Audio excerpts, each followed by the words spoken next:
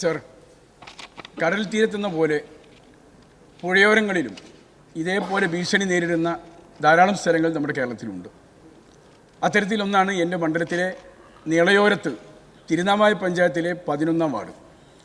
അഴകത്ത് പ്രദേശത്ത് തീരം ഓരോ വർഷവും ഇടിഞ്ഞുകൊണ്ടിരിക്കുകയാണ്. ഇപ്പോൾ 50ഓളം വീട്ടുകാർ വളരെ ഭീഷണിയിലാണ്. അതേപോലെ മറുഭാഗത്ത് അതിൻ്റെ പിറകിലുള്ള വീടുകളിലേക്ക് വെള്ളം കയറി ഉള്ള ശല്യം വേറെയുമുണ്ട്. ഇത്തരത്തിലുള്ള ഒരു സാഹചര്യം ഉള്ളതുകൊണ്ട് അതിന് പരിഹാരം കണ്ടെത്താൻ മാർഗമുണ്ടാക്കുമോ എന്നാണ് എനിക്ക് അറിയേണ്ടത്. Yes minister.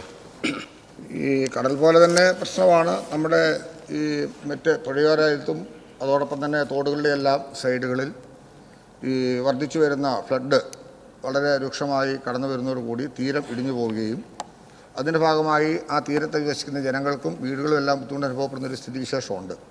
പക്ഷേ ഇത് ചെറിയ തോതിലല്ല, നമുക്ക് വളരെ പെട്ടെന്ന് പരിഹരിക്കാവുന്ന രീതിയിലുള്ള 1-2 സ്ഥലങ്ങളിൽ മാത്രമല്ല സംഭവിക്കുന്നത്. 2018 പ്രളയത്തോടു കൂടിയാണ് ഇത്തരത്തിലുള്ളൊരു പ്രതിഭാസം രൂക്ഷമായി കേരളത്തിൽ അനുഭവപ്പെട്ടു തുടങ്ങിയത്. തുടർന്ന് വന്നിട്ടുള്ള ഓരോ ഘട്ടത്തിലും ഇത് നമുക്ക് ദർശിക്കാനായിട്ട് കഴിയുന്നുണ്ട്.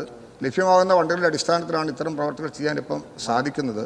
എങ്കിലും ഇക്കാര്യം വളരെ ഗൗരവപൂർവ്വം കാണേണ്ടതായിട്ടുള്ളത് കൊണ്ട് തന്നെ ചില പുഴകളെ സംബന്ധിച്ചും നദികളെ സംബന്ധിച്ചും ഇത്തരം രൂക്ഷത അനുഭവപ്പെടുന്ന പ്രദേശങ്ങളുമായി ബന്ധപ്പെട്ടൊരു പഠനം നടത്തി ഇക്കാര്യങ്ങളിലേക്ക് എന്ത് ചെയ്യാൻ കഴിയുമെന്നുള്ളതിനെക്കുറിച്ചിട്ടൊരു പഠനം നടത്തുന്നുണ്ട്.